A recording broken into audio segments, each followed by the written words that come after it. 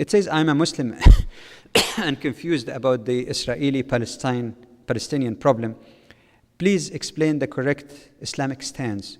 What should be done for the Palestinians and done to the current Israelis? Well, one of the things that seem to have affected a lot of people because of the extensive and intensive Zionist propaganda for decades, that Jews were the original inhabitants of Palestine and they're simply recovering the land of their ancestors. And as such, Muslims and possibly Christians are just invaders. They're just recovering the biblical land promised to them. This is false on theological and historical basis, in addition to international law.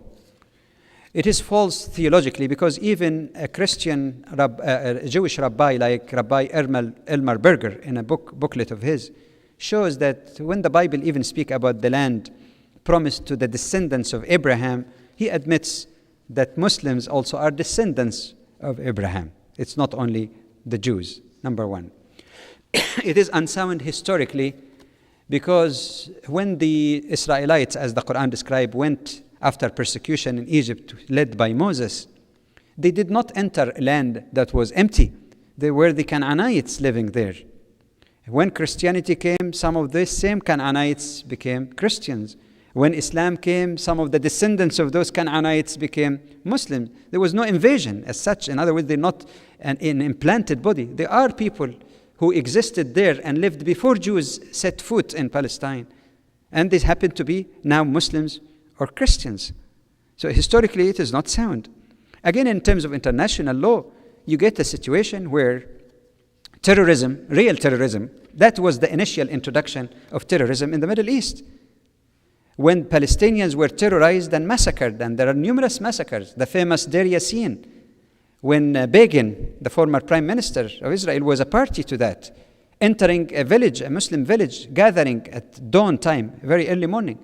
All men, women, and children, 248, as reported by a neutral observer from the Red Cross, and mowing them down.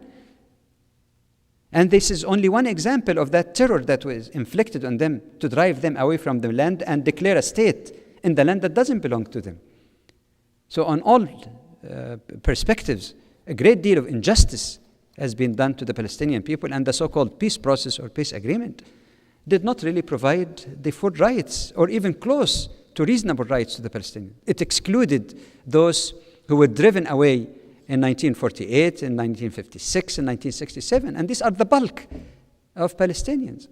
By what right would somebody who was born in Russia as a Jew all his life have greater claim in the land that belongs to a Palestinian who is driven away, and now the peace process, so-called, does not allow him to return to the land of his ancestors or to recover his property?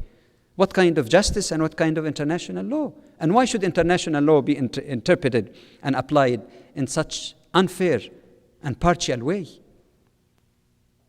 Why should the response be to the occupation of Kuwait, which was wrong?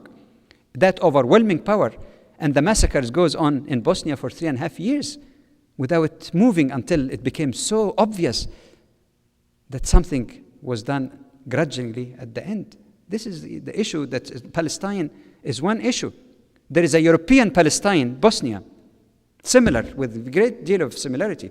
There is a similar Palestine in India, and the persecution that's taking place in Kashmir, in Chechnya, in other places.